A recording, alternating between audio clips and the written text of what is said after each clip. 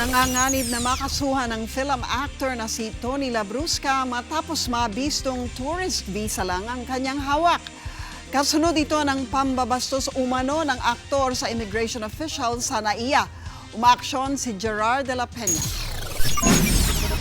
Sa Twitter naglabas ng hinaing ang aktor na si Tony Labrusca. Pagkalapag daw niya sa NAIA galing Amerika kahapon, binigyan lang siya ng 30 araw ng Bureau of Immigration para manatili sa bansa.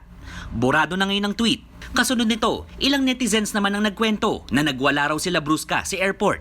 Pinipilit daw kasi niya magkaroon ng balikbayan visa para pwede siyang manatili ng hanggang 1 taon sa bansa. Tinawag itong fake news ng ina ng aktor na si Angel Jones. Sinisiraan lang daw ang kanyang anak dahil maayos daw itong magtrabaho. Ang Bureau of Immigration naman, tumangging pangalanan si Labrusca. Pero kinumpirma nila na may isang pasahero na nakaalitan ng ilang immigration officers kahapon. Naging irate yung passenger, naging disrespectful siya because he wants to have a balikbayan status or the 1 year visa free.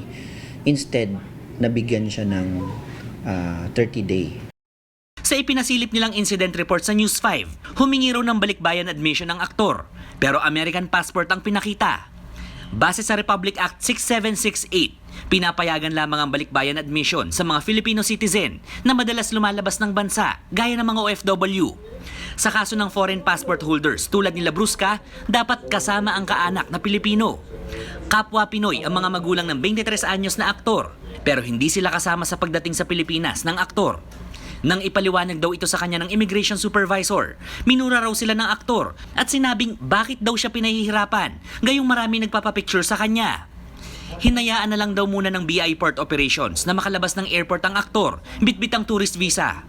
Ipinaubayan na nila sa Immigration Commission kung sisilipin ang kawalan ng working permit ni Labrusca na 2016 pa nagsimulang mag-artista sa bansa.